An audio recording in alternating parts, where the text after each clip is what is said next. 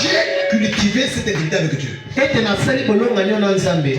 plupart des vestes que moi j'ai, je ne sais pas acheter. On me les donne. On avait le mariage le 3 août. Je commence à me faire calcul. Je dois acheter la veste pour aussi paraître beau. Les anciennes vestes. Je ne vais pas porter les anciennes vestes. Je dois avoir aussi une belle veste. Parce que ces frères-là qui s'étaient mariés, c'était un frère fidèle. Ils étaient venus nombreux dans l'église. Ils étaient venus nombreux à l'église. Ces frères ont fui l'église. Lui était resté seul.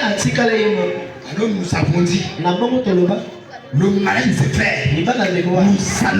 Et pendant que je me faisais des calculs pour avoir la veste, je n'avais pas beaucoup d'argent. Mon téléphone sonne. Il y a une maman qui m'appelle. Est-ce que vous pouvez se voir? Je dis, je n'ai pas de problème. Où? À l'église ou? D'ailleurs, ce n'était pas la main de l'assemblée de Massi. Il me dit à la maison. Je pars à la maison. C'était lundi qu'elle m'a appelé. Elle m'a fixé le rendez-vous le mercredi. Alors, je suis parti le matin vers 8h. J'arrive. On cause. Après, elle sort des vestes.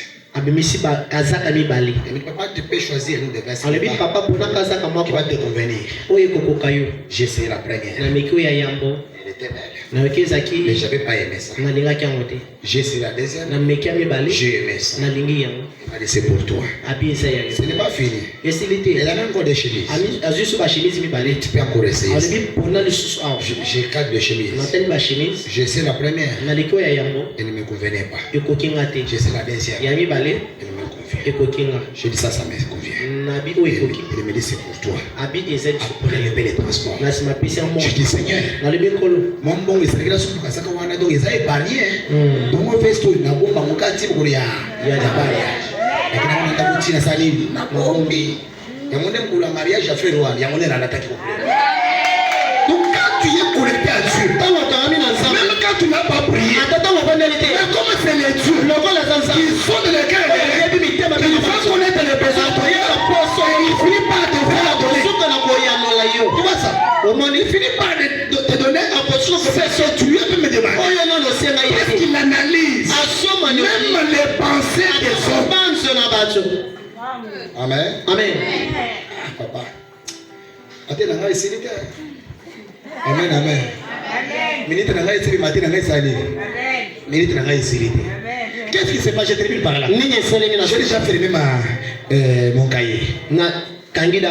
Ok, c'est pour monter ici, j'ai rien fait. Maintenant, Isaac. Dieu commence à le bénir. Même le roi Abimelech porte la vie contre Isaac. Même les gens de son pays, ils ont porté l'envie contre Isaac. Le roi est venu dire à Isaac, non, monsieur, prépare-toi, quitte ici. Il est devenu plus fort que nous. Donc tu risques de me prendre le pays. Amen. Tu risques de prendre le pays. Tu fais quitter ici. L'homme se déplace. Comme il a les troupeaux, ces troupeaux, après avoir mangé, ils ont besoin de boire. Les travailleurs d'Isaac sont allés creuser le puits qu'Abraham, à son époque, avait aussi creusé. Il a creusé le même puits. Et il a donné le même nom à ce puits. Ces gens-là, animés de mauvaises pensées, de mauvais cœurs, ils ont poursuivi Isaac. Isaac atalaki. Bazima bonyoso ambaye basali. Bazipi nyonso. Ata motema mabe. Donc, Biboli a moné ça à l'île. Et Koufra. Asipi. Il crée le puits. Ces gens-là viennent encore. Non, non, ça c'est notre puits. Oui, c'est Abisso. Isaac donne le nom à ce puits. Il dit c'est Ezek. Pourquoi? Parce que ces gens-là se sont querellés avec lui. Hein? Donc ils l'ont suivi partout. Partout il va. Il le suit là. Pour l'intercaler. Toute personne. Il met des camps devant. Rassure-toi. Que ces barrières-là te serviront d'escalier pour monter et arriver à la destination qui est à toi. Je déclare ce matin. Je le remets droit. Je déclare sur toi. Toute barrière. Tous les cadres qu'on met devant toi pour t'empêcher de toucher à ta destinée. Te serviront d'escalier pour monter et arriver à la destination. Il faut creuser un deuxième puits. Il vient encore. Oh, c'est notre puits. Même ça encore. C'est pour vous. Bon, prenez. Il donne les noms de Sitna. Sitna. Il a donné ces noms-là. Parce que ces gens l'ont suivi encore là. Pour se quereller avec lui. Pour dire que ça nous appartient. Il a suivi ce qu'il là-bas. Il leur a donné ça. Il s'est déplacé un peu. Il se déplace encore. Il est arrivé quelque part. Il a creusé le dernier puits. L'autre puits. Lorsqu'il a creusé ce puits-là, les ennemis qui les poussaient partout se sont fatigués.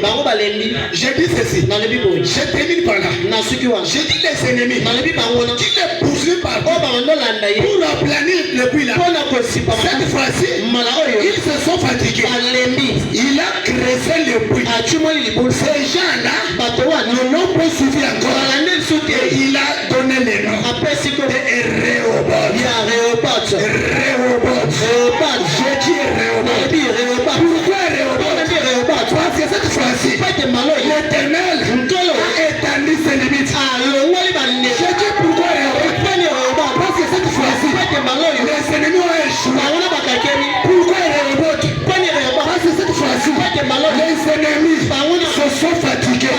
J'ai dit tous les ennemis qui sont poursuivis, ils vont se fatiguer. Ils vont rien te faire. J'ai dit il faut se fatiguer. Ils vont s'arrêter. Mais toi, tu t'arrêteras jamais. Toi tu es instoppable. Toi tu es inarrêtable. Ce matin, toutes les limites, tu étais le matin. Qu'elles soient élevées. Je les élève. Je lève ça. Toutes les manières devant toi. Cette fois-ci, c'est Réhoboth. Cette fois-ci, c'est Réhoboth. C'est la stabilité. Je dis Robert, c'est la stabilité. Réhoboth, c'est le témoignage. Ce matin, que mon Seigneur étende tes limites. Que mon Dieu étende tes limites. Il te donne tout ce que tu as besoin. C'est le nom de Jésus.